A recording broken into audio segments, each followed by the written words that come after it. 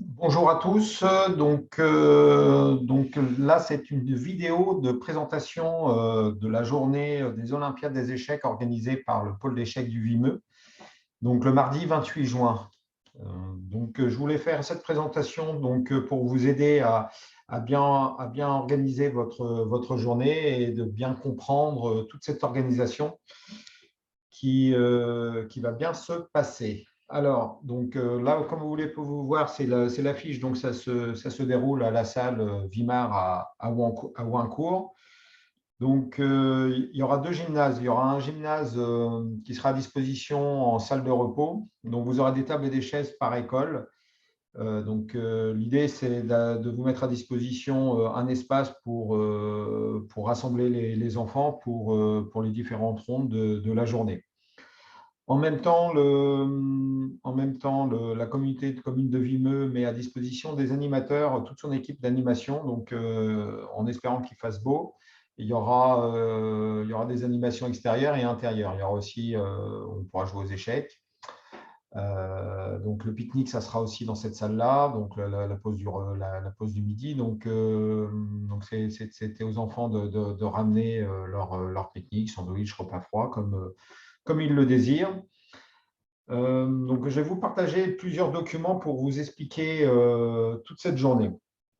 Alors, je vais vous envoyer un dossier complet. Donc, tout ce que je vais vous expliquer là maintenant sur cette petite vidéo qui va être, j'espère, à peu près, qui va durer peut-être 15 minutes. Donc, c'est juste pour vous expliquer comment remplir une feuille de match, comment composer l'équipe. Voilà, vraiment pour vous aider, les questions d'arbitrage également. Donc là, je vais vous envoyer un dossier complet. Je vais vous partager, le PDF. Alors, au niveau du PDF, c'est ce que je vous ai expliqué au niveau du gymnase. Il y a un gymnase de repos. Il y aura aussi le gymnase de jeu. Il sera ouvert qu'au début des Olympiades. Donc, l'idée, c'est de faire une ouverture officielle Jeux Olympiques. Il y aura une entrée en musique. On vous a demandé de choisir une chanson, donc c'est pour ça. Il y aura vraiment une entrée vraiment très sympa, donc avec un ordre de passage. Donc, l'ordre de passage, je vais vous communiquer. On sera là aussi. Toutes les écoles, les enfants devront attendre en extérieur et vous allez devoir respecter l'ordre de passage. Il y aura une première école, deuxième école et ainsi de suite. Alors ça, je vous les expliquais. Au niveau de la compétition, il se distingue en plusieurs niveaux de classe. Il y aura les CP qui vont jouer ensemble, CE1, CE2, CM1, CM2. Donc, il y aura 5 secteurs de jeu bien délimités dans la grande salle de jeu. Alors, les enfants doivent intégrer leur niveau de classe. Mais par contre, vous pouvez éventuellement, suivant si vous restez par exemple pour les CP, si vous voulez faire jouer des CP dans l'équipe des CE1, c'est possible. Comme vous avez des classes, si vous avez des classes mixtes, CP, CE1, vous pouvez composer vos équipes comme vous le voulez. Mais par contre, après, ça ne bouge plus. Et la même chose pour CE1, CE2. Je vais vous expliquer plus clairement juste après. Voilà, donc ça, c'est au niveau des équipes. C'est ce que vous m'avez donné, en tout cas ce qu'on vous a demandé. Vous m'avez communiqué le nombre d'équipes par classe. Alors, il y aura un tableau. Il y aura un tableau qui vous donnera précisément les horaires de départ et les horaires d'arrivée au niveau des bus. Je peux tout de suite vous le partager.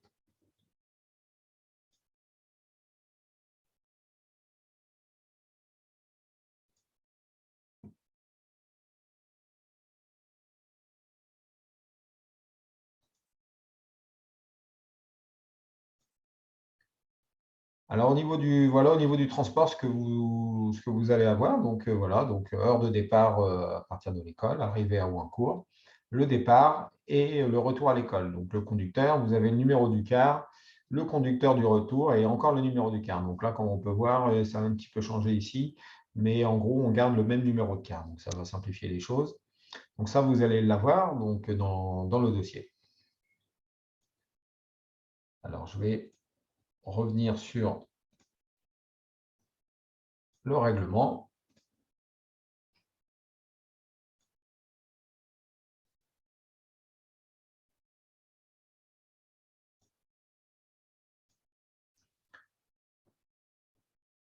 Alors, au niveau de l'organisation générale, le regroupement, il y aura un quart d'heure de regroupement. Donc, on vous aidera. Il y aura un responsable pour voir si les écoles sont bien placées au niveau de l'entrée.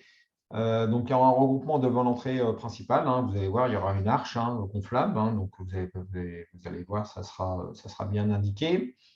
Alors, l'ouverture officielle de les portes, ça sera 10 heures. Et donc, les écoles vont rentrer avec de la musique choisie par l'école. Donc, il faudra faire le tour de la salle par la droite, mais ça peut changer suivant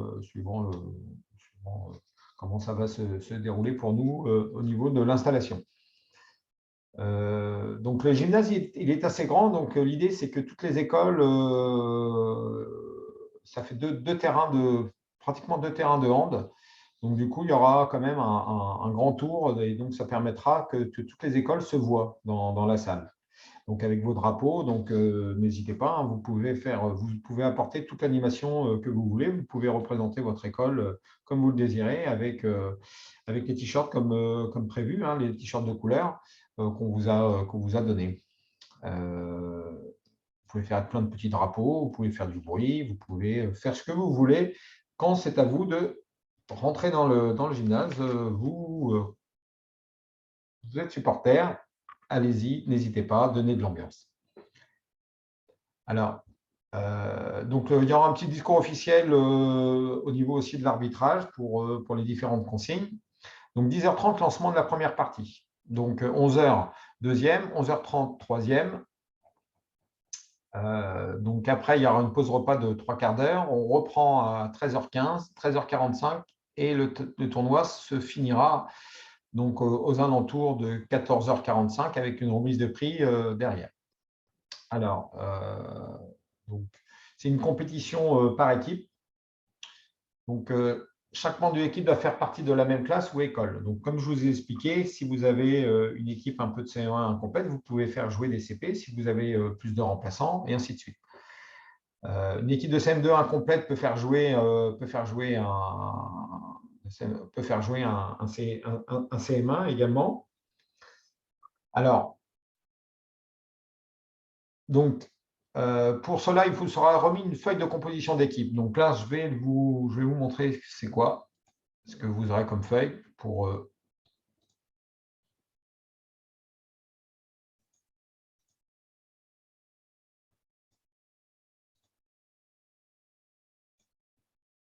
Alors, cette feuille de composition d'équipe, donc vous mettez votre école, le numéro d'équipe, 1, 2, 3 ou 4, la classe. Donc là, vous voyez, vous avez 12 joueurs. Donc, si vous avez plus de remplaçants, donc comme vous avez vu, les CP, c'est 6 joueurs et à partir de CE1, c'est 8 joueurs. Donc, si vous avez par exemple 13 joueurs dans une équipe, c'est vrai que bon, j'ai préféré, il n'y en aura pas beaucoup, mais donc là, vous pouvez mettre le numéro 13 et vous mettez bien sûr le joueur. Alors, comme vous pouvez voir ici, donc il faudra marquer le nom, le prénom, la classe et éventuellement pour vous de mettre des croix là où le joueur va jouer. Donc, pour essayer de… L'idée, c'est que tous les élèves jouent au moins quelques parties équitablement. Donc, si vous avez des joueurs que vous voulez garder, bien sûr, parce qu'ils jouent bien, donc ils ont envie de jouer, et surtout l'échiquier numéro 1, donc là, bien sûr, vous les faites jouer, vous faites tourner l'équipe. Vous voyez, il y a des joueurs, sûrement des élèves moins motivés pour jouer, donc vous pouvez les faire moins jouer, mais au moins qu'ils participent à une ou deux parties. Voilà. Donc, c'est marqué dans le règlement, mais je préfère vous le dire maintenant, c'est que par exemple, échiquier numéro 1, c'est le joueur le plus fort. Et ainsi de suite, numéro 2, numéro 3. Donc, il faut respecter cet ordre. Donc, le joueur le plus fort ne pourra pas jouer au 7e échiquier. Ça, c'est assez important c'est l'équité. Et c'est sûr que s'il y a un joueur qui est fort et qui joue au dernier échiquier, c'est sûr qu'il va gagner toutes ses parties. Donc là, l'idée, c'est que quand vous me donnez un ordre, il faut le respecter. Donc, s'il y a un remplaçant par exemple, vous faites jouer des remplaçants à l'échiquier numéro 6, là, le joueur numéro 6 ne joue pas. Donc, vous allez monter les joueurs. Donc, ça veut dire que le 7 va passer au 6, le 8 va passer, et ainsi de suite. Donc là, vous allez voir que les remplaçants vont tout de suite remonter. Donc, c'est comme ça que vous allez devoir me rendre la feuille de match. Je vais vous montrer une feuille de match, comment la remplir. Donc, ça, c'est quelque chose qui est pour vous. Donc, vous le remplissez, vous le laissez sur la table de rencontre pour que l'arbitre puisse valider et en tout cas contrôler si vous respectez bien la composition de feuille de match. Alors, je vais vous montrer, ça représente une feuille de match, c'est quoi?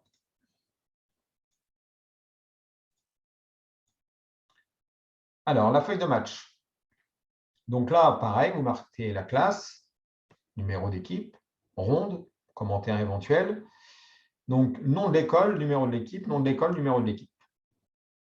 Alors ici, comme sur la feuille de match, le numéro 1, il aura les blancs. Vous saurez si vous avez club ayant les blancs sur l'échiquier impair, donc le premier qui a les blancs. Donc là, vous verrez au niveau de l'appareillement, je vous expliquerai. Donc on vous placera de toute façon, il y aura je vais vous expliquer, il y aura des porte-noms. Donc il y aura des feuilles, donc vous allez retrouver facilement votre classe et l'équipe, parce que ça sera indiqué sur la rangée.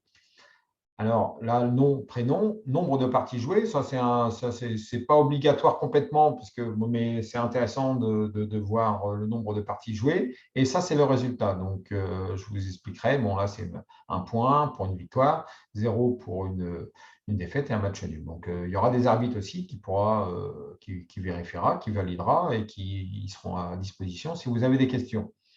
Donc, les blancs sur l'échiquier impair, vous voyez. Et donc, du coup, de l'autre côté, club ayant les noirs sur les échiquiers pairs, et ainsi de suite. Donc, voilà comment ça se présente, nom du capitaine et nom de l'arbitre. Voilà. Donc, l'idée de cette vidéo, quand même, c'est déjà d'une part de vous présenter la compétition et ensuite, je ferai une nouvelle connexion pour savoir si vous avez des questions. Tout simplement, je vous enverrai un lien et si vous voulez venir sur cette deuxième vidéo de présentation, on pourra le faire en direct si vous avez des questions plus précises. Alors, on va revenir au document officiel.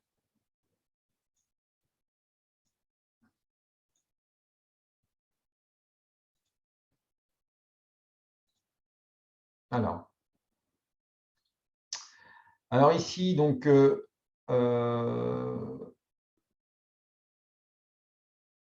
alors pour cela, vous serez mis une feuille de match que je vous ai montré avec un tableau. Donc, ce qui est important, c'est que chaque équipe a un capitaine. Ça peut être un capitaine élève ou un capitaine adulte. Donc, je sais qu'il y a beaucoup d'accompagnateurs par école. Donc, l'idée, c'est qu'il y a un accompagnateur adulte pour chaque équipe. Et éventuellement, cet accompagnateur est là pour encadrer son équipe et de remplir la feuille de match et ainsi de suite. Donc, je vais vous expliquer, il y aura des consignes pour éviter le bruit, pour qu'il y ait une discipline dans la salle de jeu.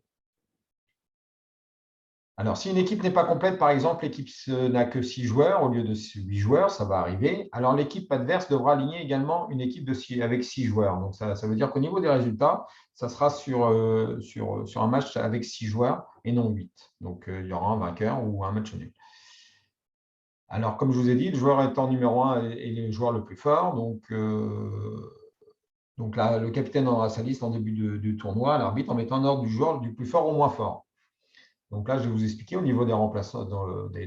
Donc ça, c'est pour respecter l'homogénéité de l'équipe et que le joueur le plus fort joue contre le joueur le plus fort de l'équipe adverse. Alors, on va continuer. Donc, c'est ce que je vous ai dit au niveau des capitaines. Donc, il y a un arbitre de zone. Ça veut dire qu'il y a un arbitre par zone, secteur, CP, CE1. Donc, il y aura à peu près 5 arbitres. Et avec moi, ça fera 6. Donc, important, les deux équipes ne pourront quitter leur table seulement quand toutes les parties de la rencontre seront terminées. Donc, ça, c'est un point important. C'est pour éviter trop de circulation. Ça veut dire que les parties vont durer à peu près une quinzaine de minutes, entre 15 et 20 minutes. Et donc, du coup, s'il y a des joueurs qui ont terminé, s'il y a eu un échec et mat ou un abandon, donc les enfants ne vont pas se lever, ils vont rester à leur place et ils vont faire une deuxième partie. Bien sûr, le résultat de la première partie sera pris en compte, mais pas la deuxième ou la troisième partie. Donc, la première partie compte. Voilà, donc ça, c'est un point assez important pour éviter trop de passages. Alors, au niveau des règles du jeu, donc, les parties vont se jouer sans pendule. Donc, on a remarqué qu'en mettant des pendules, ça va stresser. La qualité des parties va être moins bonne.